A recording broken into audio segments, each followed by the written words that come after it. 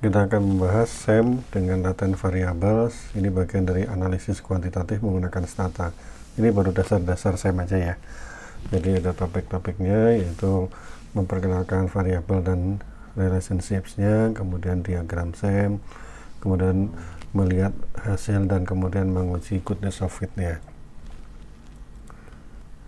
SEM itu sebenarnya bukan hanya satu metode, tapi sebenarnya merupakan kumpulan dari berbagai prosedur ya, structural equation modeling, atau dengan kata lain, karena dia menganalisis covariance, maka bisa juga dengan covariance structure. Covariance structure analysis atau covariance structure modeling, tapi yang paling terkenal adalah structural equation modeling. Nah, di SEM ini kita melihat variabel itu biasanya kita bagi menjadi dua ya. Jadi observed variable, yaitu variabel yang bisa kita lihat, bisa kita ukur, misalkan dalam kuesioner, dalam pertanyaannya. Misalkan di sini ini ya, kuantitatif, dan language, ini adalah kita mengukur achievement. Tapi achievementnya ini apa yang diukur ya, karena dia di sini merupakan latent variable. Jadi di sini observed variable yang bisa diukur, latent variable ini yang tidak bisa diobservasi, jadi sifatnya laten. Kalau laten gambarnya oval, kalau yang observe gambarnya kotak. Kemudian ini adalah errornya ya, error dari pengukuran tadi, gambarnya bulat. Kemudian ada path, ini adalah ini ya, garis-garis ini ya, garis-garis yang lurus, panahnya satu, ini adalah path, atau seperti di regresi itu regresi koefisien ya, ini nanti akan diestimasi. Kemudian ada juga panah yang dua arah, ini istilahnya adalah covariance, panah dua arah tapi garisnya harus garis ini, garis melengkung ya. Ini adalah di sini menyatakan bahwa dua error ini mempunyai hubungan atau mempunyai covariance. Nah, lengkapnya seperti ini. Ini adalah contoh dari SEM diagram dari ini ya, rejection, partisipasi, dan achievement seseorang yang pengaruhnya terhadap adjustment dia di dalam kelas. Di sini kita lihat bahwa rejection, participation, achievement maupun adjustment ini adalah latent variable ya, yang tidak bisa diobservasi, nggak bisa dilihat. Tapi yang bisa diukur adalah ini unsur-unsur di bawahnya nih, average rejection rate sama negativity atau cooperation, atau autonomous participation, ada kuantitatif atau language, dan seterusnya ya. Sehingga inilah disebut dengan SEM. Nanti kita melihat hubungan antara berbagai variabel ini, baik yang observe maupun yang laten. Nah, di sini ada yang sifatnya exogenous, rejection, ini yang enggak ada panah yang masuk ke sini. Kalau ini dimasuk endogenous ya, kan ada panah yang masuk ke sini, ini masuk endogenous, ini endogenous. Jadi exogenous hanya rejection ya. Nah, gimana nanti kita melihat goodness of fit-nya? Ini ada fit statistik ini ya. Ini kita lihat ada berbagai macam. Yang awal dulu adalah likelihood ratio atau chi-square. Ini biasanya harusnya low ya kan, tapi di sini saat ini nih sudah mulai ini ya, karena semakin banyak datanya maka semakin banyak rejectionnya, padahal kita minta ini adalah sebenarnya jangan di reject ya kan, chi-square ini. Sehingga di sini thresholdnya adalah harus lebih besar dari 0,05 probability-nya. Chi-square-nya kecil, probabilitasnya lebih besar dari 0,5, atau jangan di reject. Tapi kalau banyak data maka kemungkinan akan probability kan di bawah 0,05. Jadi ini sangat susah untuk digunakan saat ini. Kemudian ada juga population error. Ini ada RMCA, ini root mean square error of approximation. Ini batasnya dari 0,07 ya. Jadi di bawah 0,07 ini dianggap bisa digunakan acceptable.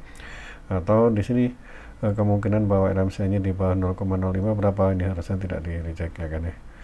Oke, kemudian information kriteria, information kriteria dan Bayesian information kriteria ini semakin kecil semakin bagus. Jadi ini gunanya untuk membandingkan aja. Kemudian ada lagi comparative fit index. Ini harusnya angkanya mendekati 1 ya, antara 0 dan 1. Ini harusnya mendekati 1. Lebih besar dari 0,95 bagus, tapi di atas 0,9 dianggap acceptable ya. Gitu juga dengan Tucker-Lewis Index, ini mengukur hal yang sama baseline comparison ya. Kemudian residualnya seperti apa? Ada standardized root mean square residual, ini harus di bawah 0,08 ya. Kalau mau bagus itu di bawah 0,5, tapi ya 0,08 sudah bisa diterima gitu ya. Dan kemudian ada lagi yang terakhir adalah coefficient of determination. Ini mirip dengan R square kalau di regresi biasa. Nah, ini total yang akan ditampilkan oleh stata ya. Tapi biasanya kita pakai gabungan dari beberapa ini, ada NFI atau ini sama SRMR. Jadi NFI-nya di atas 0,96, SRMR-nya di bawah 0,09, atau RMCA dan RSMR. RMCA-nya di bawah 0,06, di sini 0,07, apa di bawah 0,06, dan SRMR-nya di atas 0,09. Jadi SRMR ini di bawah 0,09 ini harus jadi syarat ya Ras. Ini karena kalau di atas berarti asumsinya errornya semakin banyak, berarti nggak fit ya. Atau ini CFI di atas 0,96 dan SRMR. Jadi biasanya digunakan antara ini pilihan 1, 2, atau 3 ya. Dua-duanya pakai SRMR, tiga-tiganya pakai SRMR dengan ukuran satu lagi yang lain. Oke, kita mulai dengan membuka filenya. Filenya adalah yang pir.dta ini. Kita lihat di sini ada berbagai data. Data ini mewakili data yang observe variable ya. Ini adalah average rejection ratio negatif, kemudian compression autonomous, dan seterusnya. Di sini ada beberapa variabel yang skalanya berbeda ya. Sehingga di sini kita harus menyamakan skalanya. Kadang ada yang negatif, ada yang positif pertanyaannya. Nah, kalau yang pertanyaan negatif itu harus disamakan dengan positif, sehingga kita arahnya sama. Misalkan 1 sampai 5, 1 kecil, 5 besar ya kan, 1 sangat tidak setuju, 5 sangat setuju. Ini harus satu arah ya semuanya. Jadi kalaupun di dalam kuesioner kita rubah, harus disamakan. Ini di sini kita balik ya. Average ini dibalik loneliness dan school avoidance. Nah, kita mulai dengan membuka SEM model building. Nah, pertama kita langsung ambil sini ya. Ini ada measurement komponen. Jadi ada measurement komponen di sini. Ada pertama kita lihat adalah rejection tadi ya. Rejection, kemudian measurement variabelnya ada 2 tadi, average rejection rate sama negativity ya. Oke, kita ambil ini dari yang sebelah kiri. Oke, jadi muncul seperti ini, bisa kita pindahkan agar lebih enak ya. Nah, biar kelihatan semua. Oke, konstruk berikutnya adalah classroom participation. Kita ambil di sini participation, kemudian measurementnya adalah 2 ya, cooperation dan autonomous cooperation ya. Nah, ini kita ambil dari atas biar kelihatan rapi seperti ini. Nah, kemudian yang ketiga adalah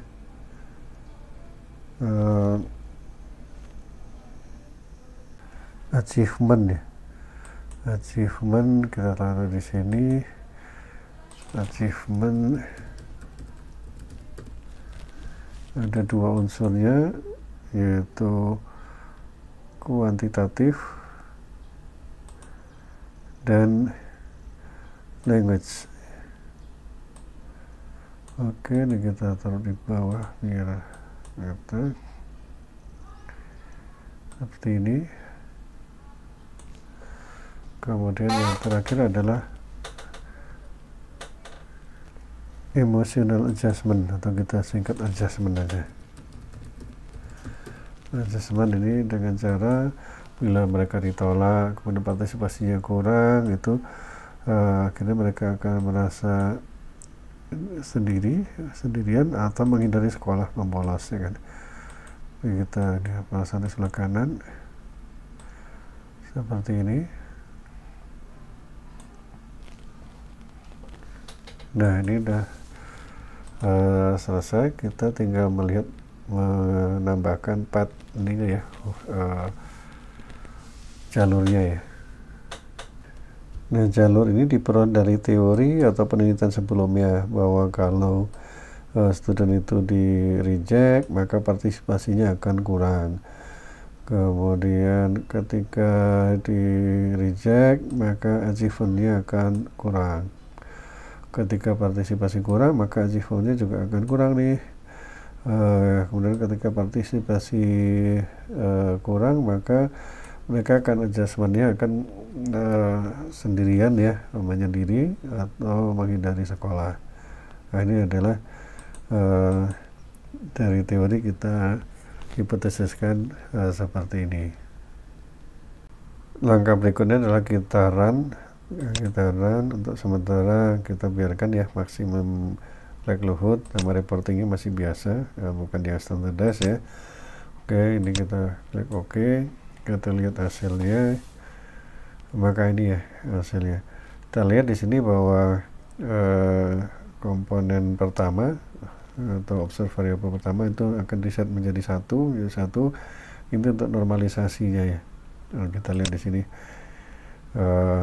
Jadi kalau kita menggunakan sintaks, yaitu di sini perintahnya banyak sekali, tapi ini sebenarnya sangat fleksibel ya. Ini tinggal rejection ke valid, ini rejection ke negatif ya kan ya, dan seterusnya menunjukkan hubungannya. Kemudian kita lihat di sini hasilnya seperti sini. Ini adalah hubungan antara rejection dengan participation. Kita lihat loadingnya atau koefisiennya sangat signifikan, semuanya signifikan antara participation dan achievement, rejection dengan achievement, kemudian participation dengan adjustment. Nah, ini adalah structural atau path ya, structural ininya ya, bagian dari structural ini, bagian measurementnya. Kita lihat dari pengukuran dari observe variable tadi ya, dari latent variable ke observe variable. Dan kita lihat setiap yang pertama selalu dikonstrainkan menjadi sama dengan 1, sehingga kita lihat ini hubungan antara negatif dengan rejection dengan negatif normality ini sangat signifikan, hampir semuanya signifikan ya hubungannya ya. Kemudian yang di sini adalah variance dari errornya, dari average rejection rate dan seterusnya. Nah, ini kita lihat di sini. Untuk bisa melihat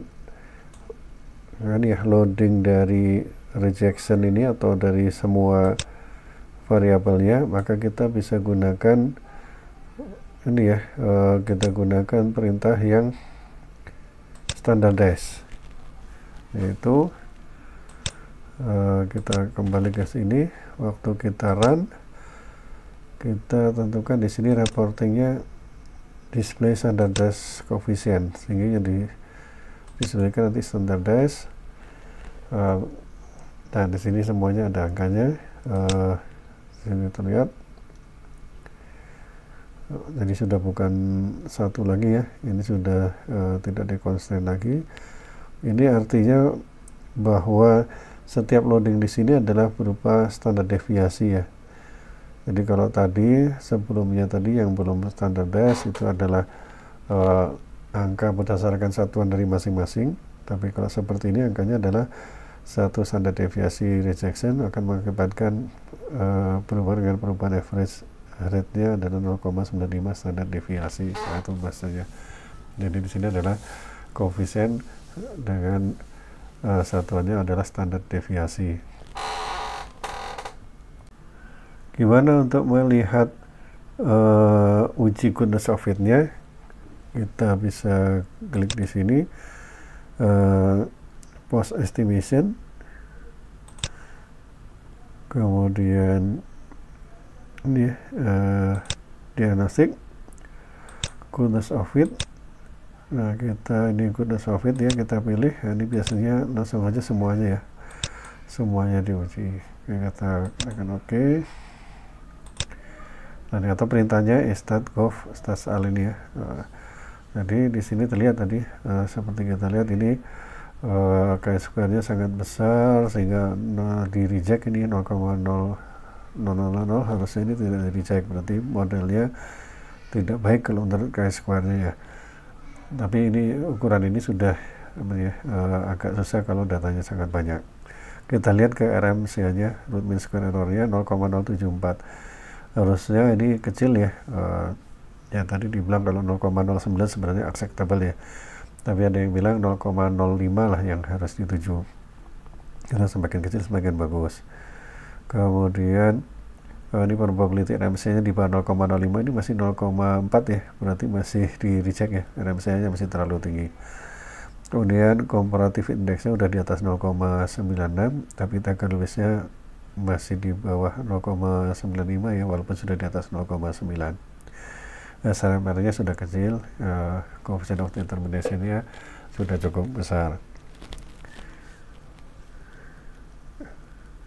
Nah, jadi overall sebenarnya sudah cukup bagus ini ya.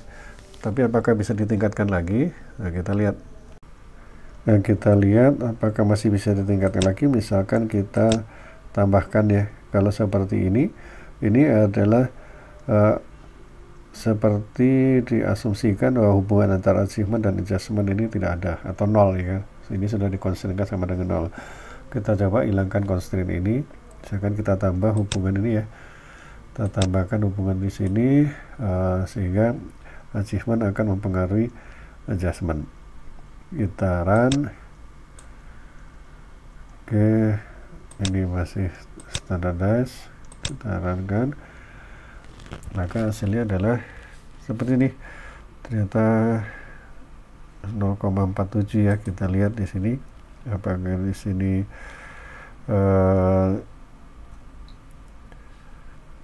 ada ini ya, ada korelasinya. Kita lihat adjustment ini, achievement ada hubungannya ini signifikan ya. Kita lihat. Kemudian kita uji apakah goodness of it yang bisa meningkat. Kita lihat di sini stat gov-nya. Nah, ternyata kita lihat menjadi lebih kecil lagi ya. Ini 0,052. Ini 0,003. Jadi lebih kecil daripada yang tadi, berarti lebih bagus daripada yang modelnya sebelumnya. Nah, kemudian kita lihat lagi apakah masih bisa ditingkatkan lagi. Nah, ini ada ternyata satu yang belum kita masukkan, antara rejection langsung ke adjustment ya. Jadi kalau orang di reject itu gimana hubungan dengan adjustment direct ya, hubungan direct ya. Kita uji di sini, taran. Oke, kita lihat hasilnya ya. Ternyata rejection dengan adjustment ini ternyata masih ini ya, tapi participation-nya menjadi kurang dia, signifikansinya jadi berkurang. Kalau tadi sebelumnya participation ini termasuk yang ini ya, termasuk yang signifikan, termasuk yang di reject ya, ini ya, null hypothesis ya. Tapi kalau di sini yang baru ini ternyata berubah, berarti ada ini ya, ada directnya di sini ya. Oke, kemudian kita lihat goodness of it-nya ternyata menjadi semakin kecil, dan ini RMCA-nya menjadi di bawah 0,05. Ini merupakan model yang paling bagus berarti ya. Pertanyaannya, dari mana kita tahu arah-arah dari panah ini ya, bahwa ini ke sini? Ini kita harus kita tentukan sebelumnya melalui review literatur ya, sehingga kita bisa tahu nih, ataupun dengan logika kita ya, kita bisa tahu arahnya. Bisa nggak kalau adjustment berpengaruh terhadap achievement? Nah, kalau di stata ini di SAM ini tidak akan berubah ini ya statistiknya. Cuma barangkali tergantung dari model yang kita sampaikan, apa namanya, ini akan tetap ininya ya, goodness of it-nya akan tetap ini dengan hasil yang berbeda, guna software akan tetap. Tapi kalau kita menyatakan bahwa achievement berpengaruh terhadap adjustment, ini mungkin lebih logis daripada adjustment berpengaruh pada achievement. Nah, ya kan ya. Tergantung dari tool yang kita pakai. Atau bila kita nggak yakin dua-duanya ada, kita tinggal sampaikan ini bahwa ini ada punya korelasi tapi kita nggak tahu, kita masukkan aja pada ini ya, hubungan korelasinya antar errornya ini, sehingga kita bisa menyatakan bahwa ini dua-duanya berhubungan, tapi kita tidak tahu arahnya ke mana. Jadi di sini tidak muncul di sini, tapi munculnya ada di correlation dia antara achievement dan adjustment ini ada. Ini sangat oke. Dan guna software juga akan tetap. Jadi sekali lagi, walaupun kita pakai SAM, tapi theoretical framework ini sangat penting artinya. Ini sangat penting artinya, sangat menentukan bagaimana kita melakukan interpretasi terhadap hasil perhitungan kita. Gimana kita menginterpretasikan? Tinggal kita lihat hasil terakhir. Misalkan kita pakai yang terakhir tadi ya, karena hasil sudah bagus, bahwa rejection itu berpengaruh terhadap partisipasi. Orang yang di reject akan mengurangi partisipasinya ya dalam kelas.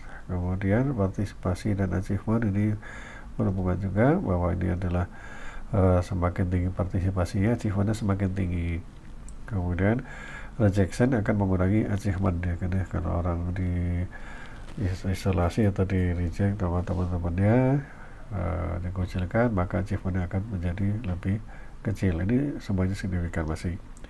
Kemudian partisipasi akan meningkatkan, akan berpengaruh terhadap adjustment ya. Misalkan partisipasinya naik, maka dia barangkali akan bisa adjustment terhadap sekolahnya, dia tidak menyendiri lagi atau tidak membolos, akan bila dia partisipasinya meningkat. Dan rejection juga akan mengurangi adjustmentnya, karena kalau rejection ini maka hasilnya dia akan menyendiri atau tadi ya, membolos sekolah ya kan, school avoidance. Nah, kemudian dari sisi measurement partnya, ini semuanya signifikan variabelnya, cuma ada konstan ya, enggak signifikan, nggak masalah.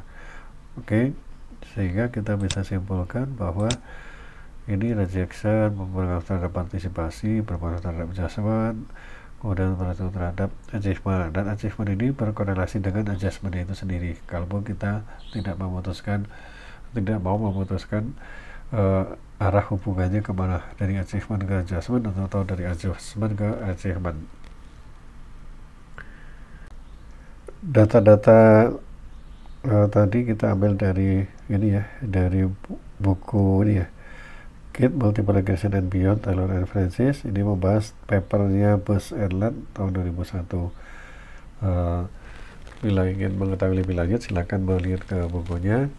Dan demikian, Sam, mudah-mudahan bermanfaat dan barokah buat kita semua.